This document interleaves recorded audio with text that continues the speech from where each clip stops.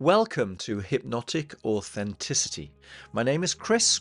I'm a practical, grounded hypnotherapist. I'm based in Switzerland, and this is a space that I have created to foster a genuine sense of inner settling, a place to harmonize with yourself and bring about the improvements to your well-being that, I don't know, maybe perhaps you thought were literally impossible.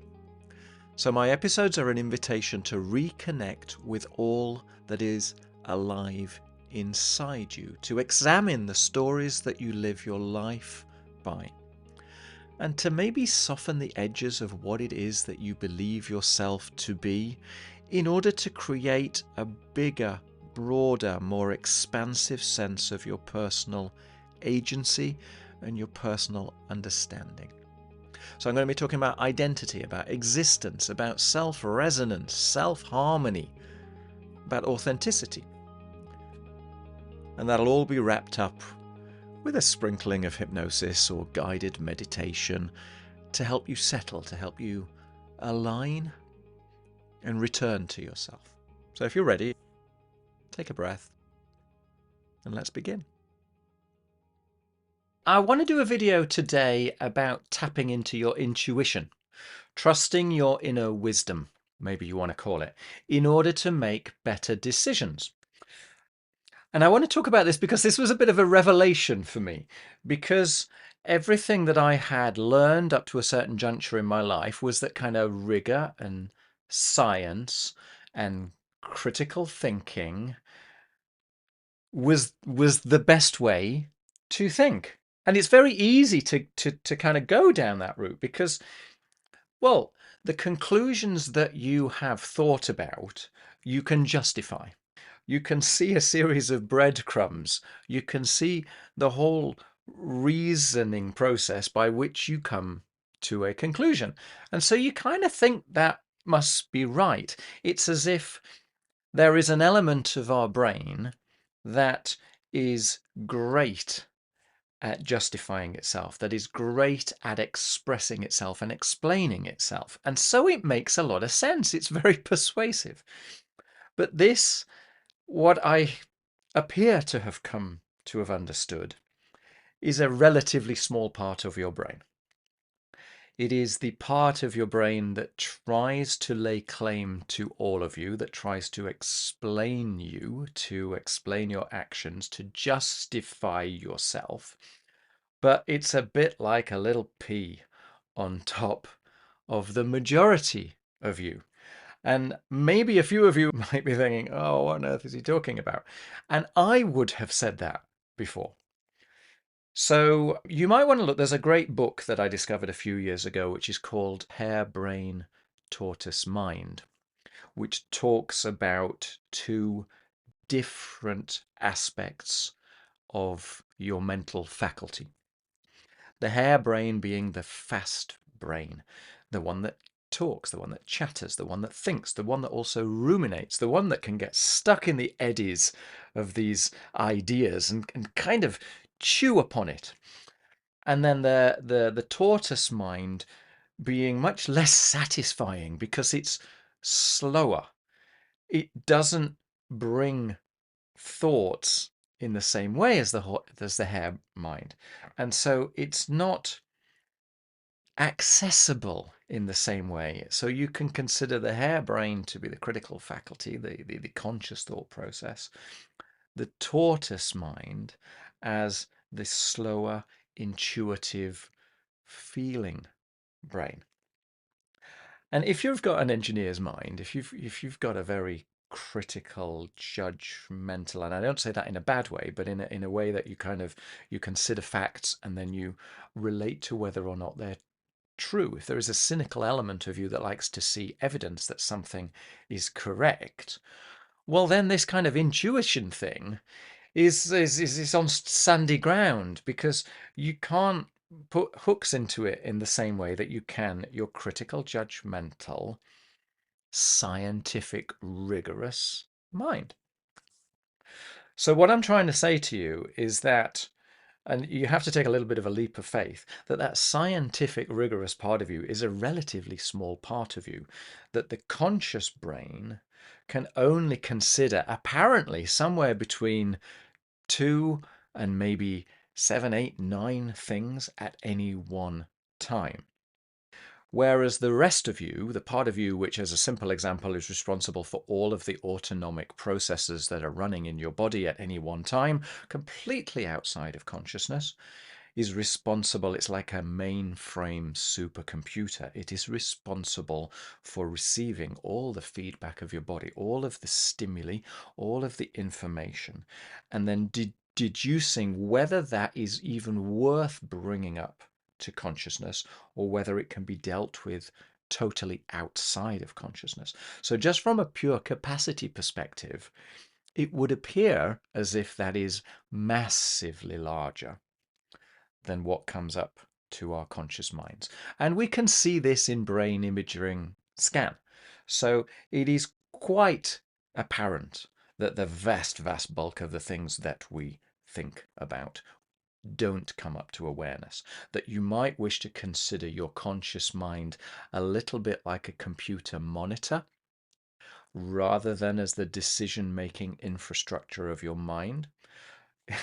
So it's almost as if there is some self behind the monitor that decides in some instinctive way what is worthwhile bringing up to consciousness, what it's worthwhile maybe getting a second opinion on, and what it's better to just keep away from consciousness, that consciousness will just muddy it, will slow it down, and that the body is perfectly capable of dealing with these other things itself. And this is just going on automatically all the time, okay?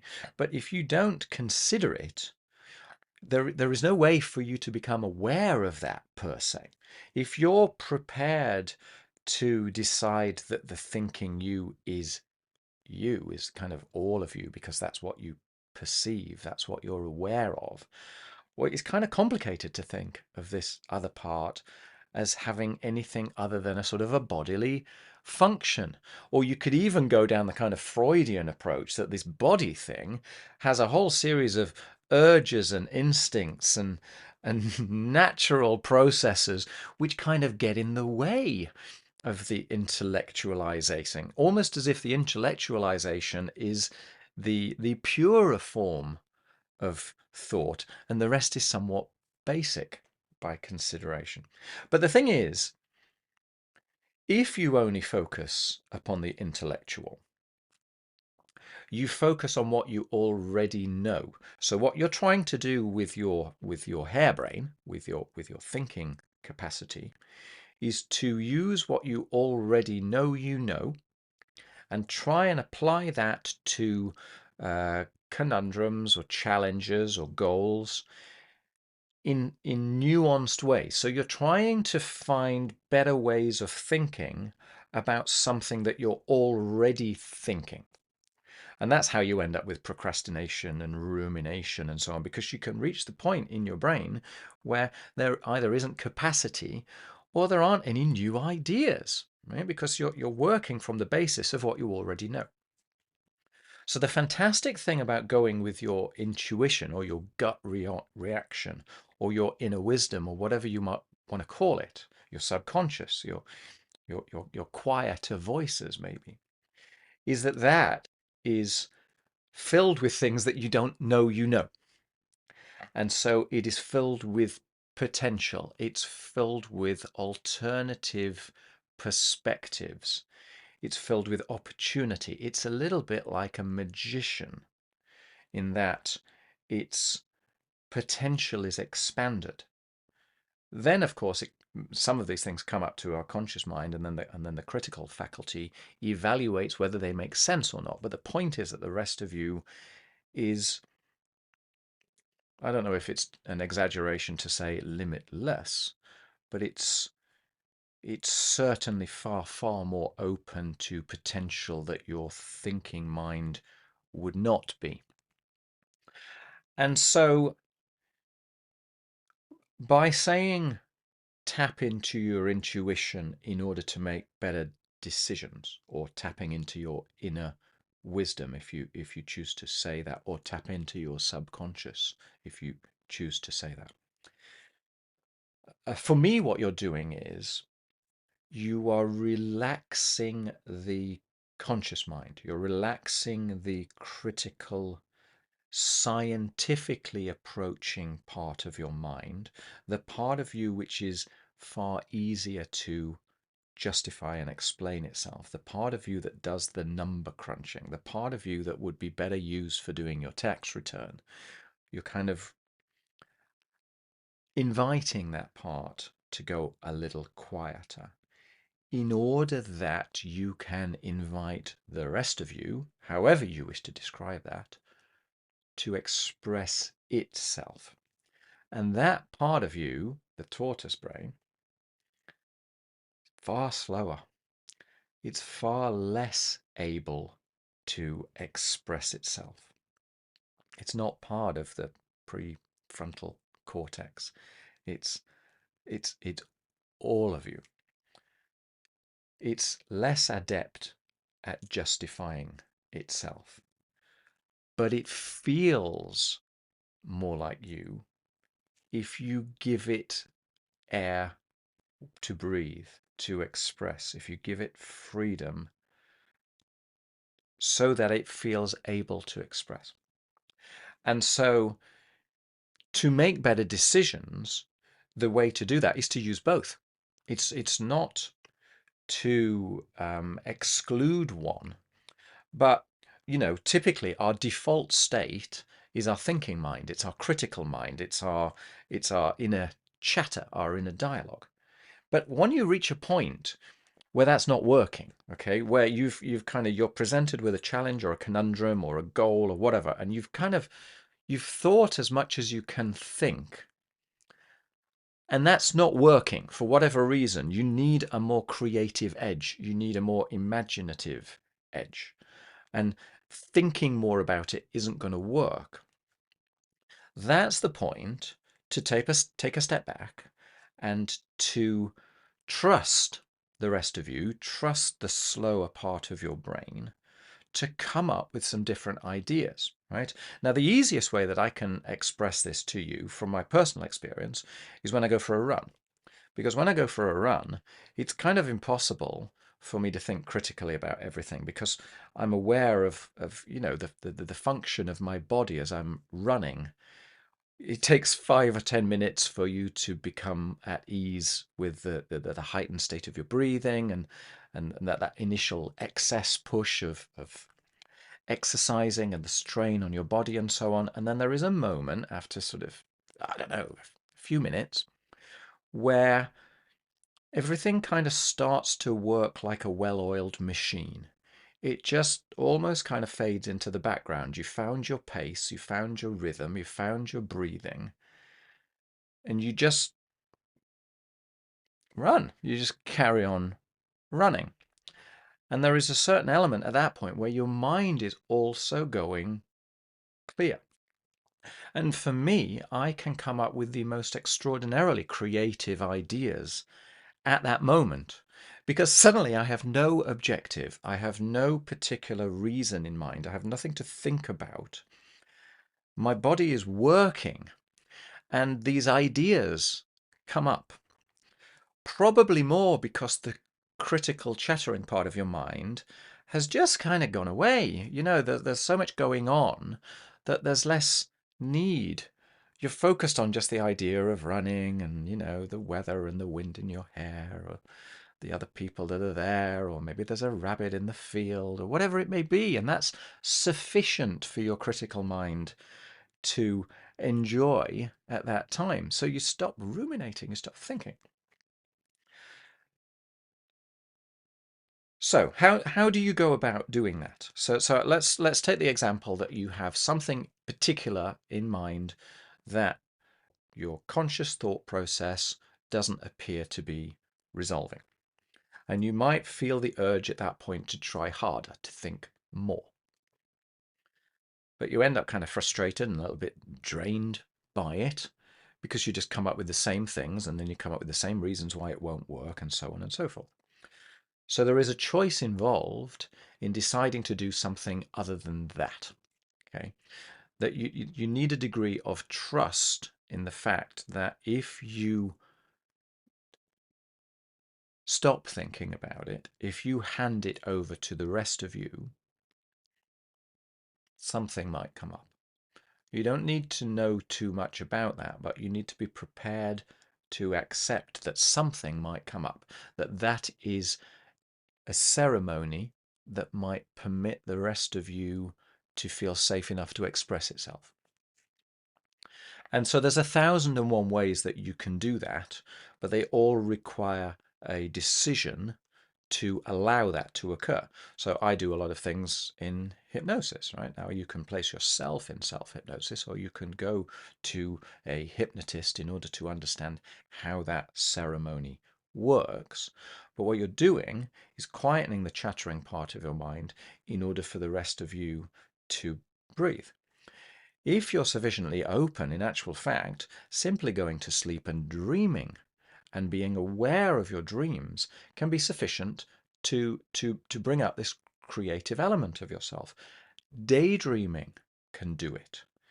Using your imagination, blue sky thinking, playing can do it. You just stop having an objective to everything and instead play without any purpose in mind other than having a bit of a laugh.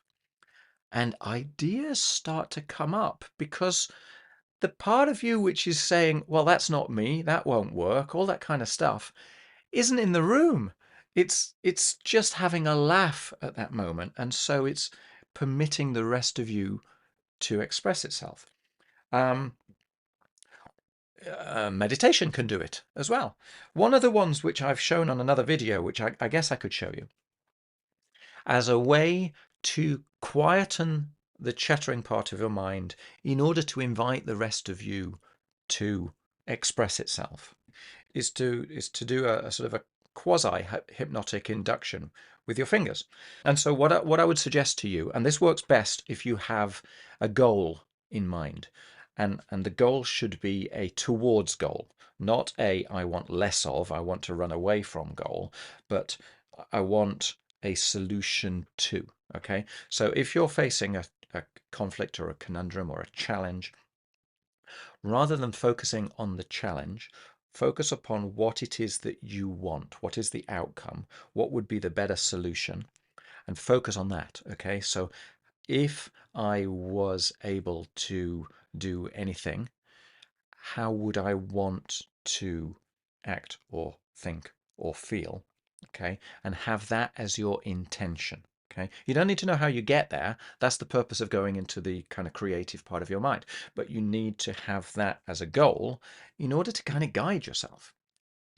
So, with that in mind, let's just, for the sake of safety and clarity and so on, please only do this when it's safe and appropriate to do so, not when driving, not when operating machinery, only when you can safely set aside 15-20 minutes for yourself. You know, maybe you find a quiet room and you close the door, or you tell everybody that's in the vicinity, just please give me 20 minutes on my own. I want to think about something.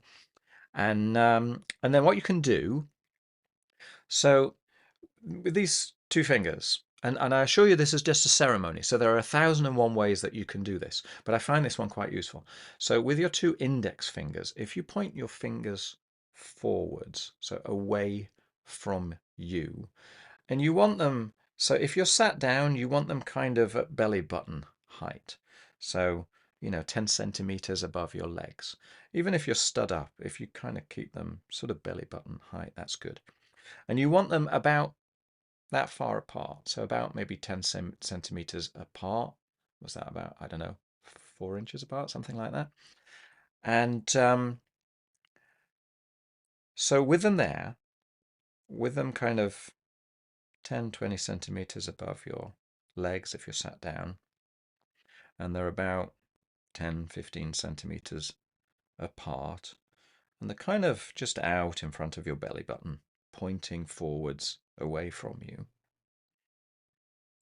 If you just follow me along, maybe you can already at that point notice that your breathing has calmed down. Maybe you can feel a sense of stillness in your thighs. Maybe there's a sort of a tingling sensation in your ankles or in your feet, maybe your arms, biceps. You can notice because of the fact that you're pointing your fingers forwards. Maybe you can notice the temperature of the air that you're breathing in and the temperature of the air that you're breathing out. Maybe you can notice a sort of a faint pressure building at the tip of those fingertips. And maybe you could imagine extending those two fingertips almost as if you were going to press on a light switch.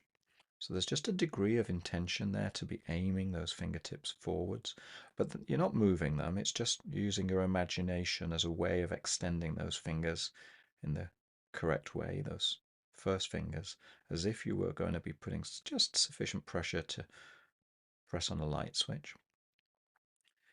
But because you're focusing on two fingers at the same time, and they're about sort of 10 or 15 centimeters apart, it's kind of hard to focus on both fingers at the same time.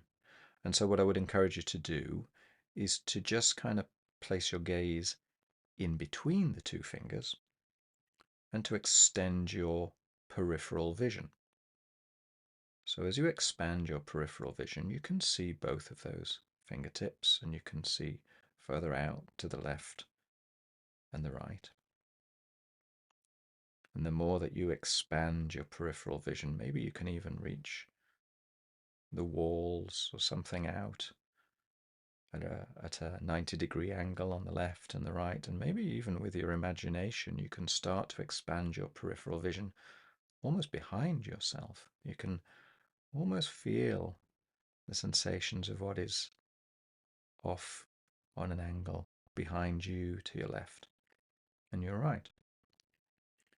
And the more that you engage in this process, the easier it becomes, and the more you actually realize that your mind is becoming quiet. But as you gaze at the space in between the two fingers, and you can notice that pointing sensation in the tips of each of your fingers, and the more you engage with that process, perhaps the two fingers start to fall in that area of your eyesight where the blind spot is, and so it's slightly more complicated to notice the outline of all of the light and dark and the edge and the periphery of the finger, and if so, that's perfectly okay. And maybe you can even notice the air circulating around those two fingers as they're extending out. But try and get a sense of the two fingertips, of maybe the nail pointing forwards. And when you're ready, when your mind is already calm and quiet, when your body is feeling pretty still, when it's reached the point where those two fingers and the arms and the hands are almost just hovering in space and they're completely comfortable and they've been there for quite some time, but it's totally at ease, then I'd like you to focus instead of on the two fingers and the fingertips and the nail with your peripheral vision, to move your focus forwards an inch or two, 4 or 5 centimeters in front of both of those fingertips. By keeping your gaze kind of in between, in the space between the two, and with your peripheral vision observing that space a few centimeters in front of both fingers.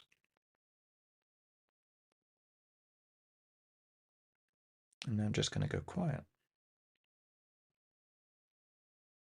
so that you can notice what you notice.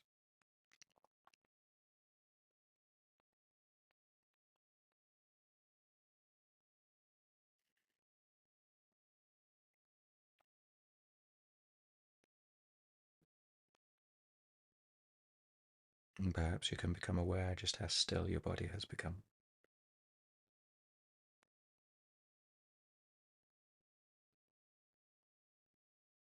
Perhaps there are no thoughts at all.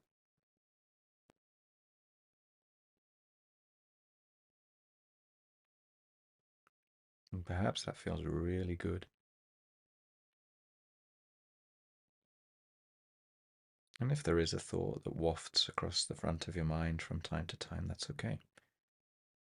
You can just let it wander away.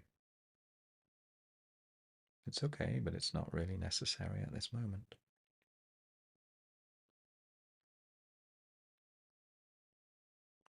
And as you focus on that stillness, on that quiet,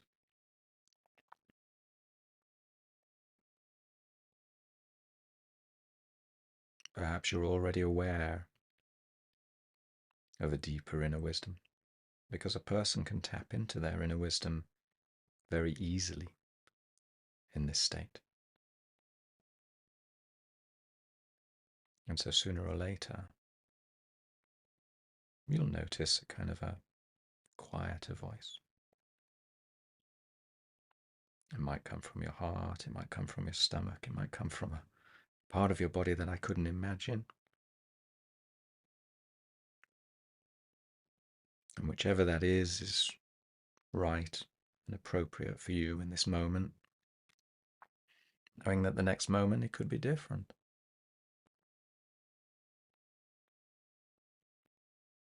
And just recalling that intention.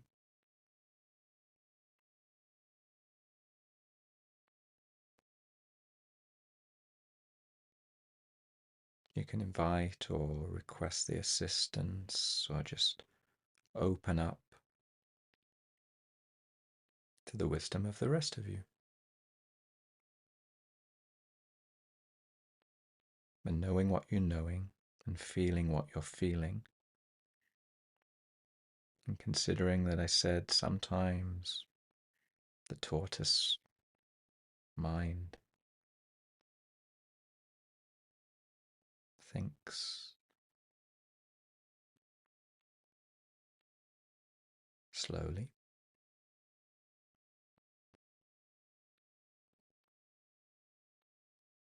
There's no need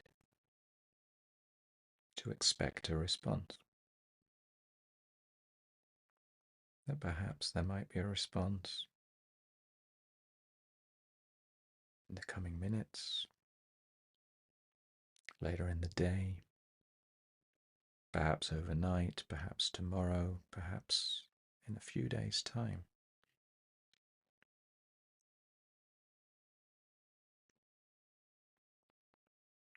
And that is all right. Because you always have your thinking mind. It's always there as well. And you're just requesting other ideas, other potential ways of thinking. And when you've made that request, when you've opened up to the possibility of whatever that might be, maybe you want to close your eyes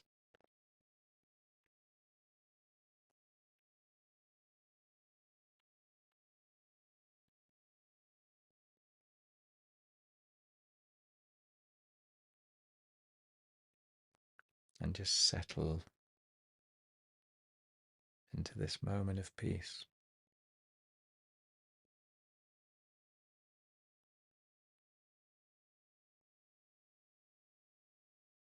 Noticing how still you've become, becoming aware of how quiet your breathing is.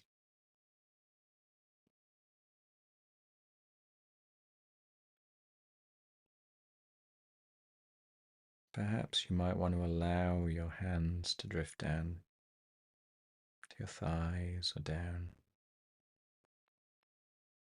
they're hanging down, totally relaxed.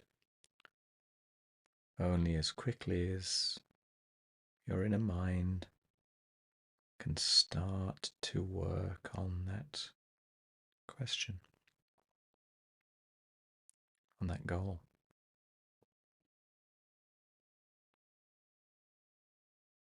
And there's no need for you to think and remember every thought, because thoughts can bubble up easily at moments that you least expect them.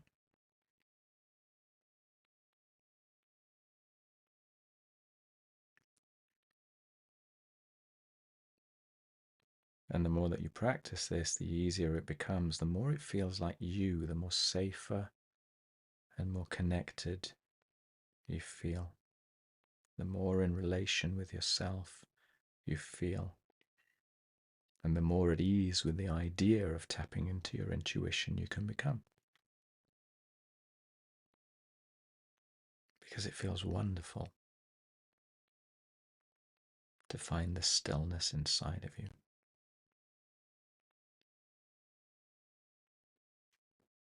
And a person can always find the stillness inside of them when they simply invite it.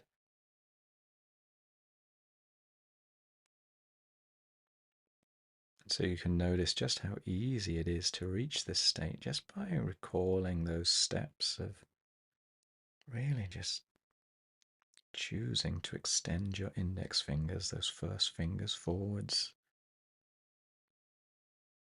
almost as if you're pressing on a light switch, an invisible light switch, holding those fingers 10, 15 centimeters apart, focusing upon your body, focusing on the space between those fingers, extending your peripheral vision so that you can see both fingers, allowing that sense of stillness to envelop you. And when you're comfortable with that sense of stillness, just extending your point of focus a few centimeters in front of both fingers at the same time. Knowing that that's a ceremony which can invite you to access the rest of you. And so, having made that request to the rest of you, in your own time, you can take in a good few breaths, you can open your eyes, maybe wipe your eyes, come back up to a state of full present awareness, and notice what you notice. Feel what you feel.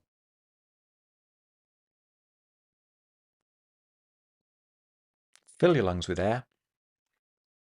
Open your eyes nice and wide and bring yourself back, trusting, in actual fact, that whatever processes need to occur in the background can do so, and that it's all working perfectly for you already. And that idea is now percolating along in the back of your mind. And your only job, really, is to just be aware of what might come up from time to time when you least expect it. And then when it comes up, well, then it's back in your harebrain. It's become aware in the critical, conscious, thought-provoking, scientific element of your mind. So at that point, you can then get to town with it and kind of go, okay, so does this make sense? Where did that idea fit in with what it is that I'm trying to achieve? And does it make sense? Is it absolutely absurd? Is there something that I can learn from it? And so what you're doing is you are engaging in a positive feedback loop. So you go to your critical mind, you think things through, you realize that you've reached the limit of thinking. Then you hand it over to the rest of you. You say, I've got as far as I can go. Can you please chew on this? I'll let it go. And then maybe in the middle of the night, something like, oh, that's interesting. Or maybe you're going out for a walk sometime, or you're having a chat with someone and a couple of words that they say tingle. You don't know where it's going to come from. But the point is that you are open to the fact that it might come. that you don't know everything, that the story of the scientific part of your brain is only a small element. And so you're looking for feedback. And then the feedback comes in whatever way it is. And you kind of go, oh, that's a bit strange.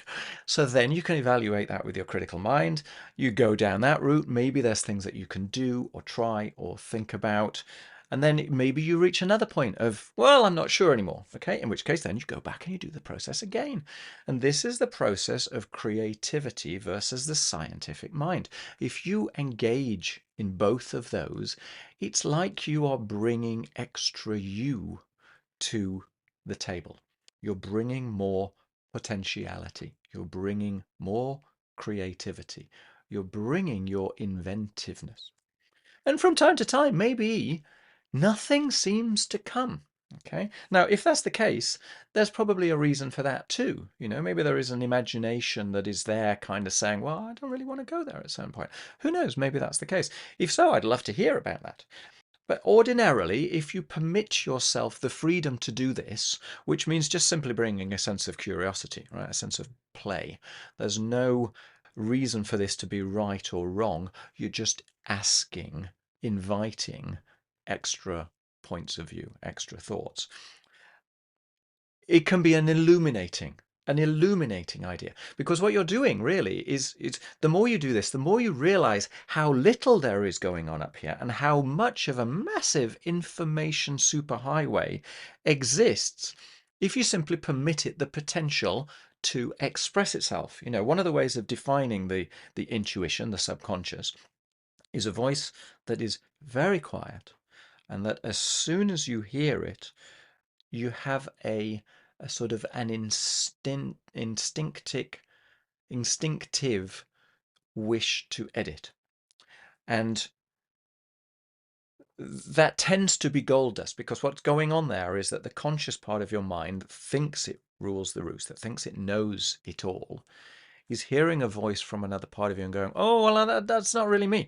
And so it's instantly chewing on it in a scientific perspective. Okay, that's fine. There's no harm in doing that, but don't suffocate the voice. Allow the voice to express itself and then think about it. So you're friends with these other parts of you. And the more you do it, you may discover that there's not only one subconscious, that there are multiple subconsci, and that they each have different strengths. They each have different weaknesses. They have different goals. They have different fears, but they all have something to contribute. And so the more you do this, the more contribution you're gaining. And so you end up with a state of inner wisdom, a state of expanded awareness, a state of extra security, because it's not as if you've just got your thinking part of your brain anymore. You've got the rest of you. You've got this massive extra weight, extra expanse of creativity that you can bring to bear. End result, you've got a tool to open up to your intuition, to make requests to your inner wisdom, and to almost divine conclusions that you could not have come to through your conscious thought process. And then you don't accept it innately, you then consider it. But it's a different point of view. That's the way to make better decisions, because what you're doing is you're taking more potential, you're taking more ideas, and then chewing on which ones feel right or don't. And then getting there, I talk in quite a few of my videos that there are many ways to achieve your goal.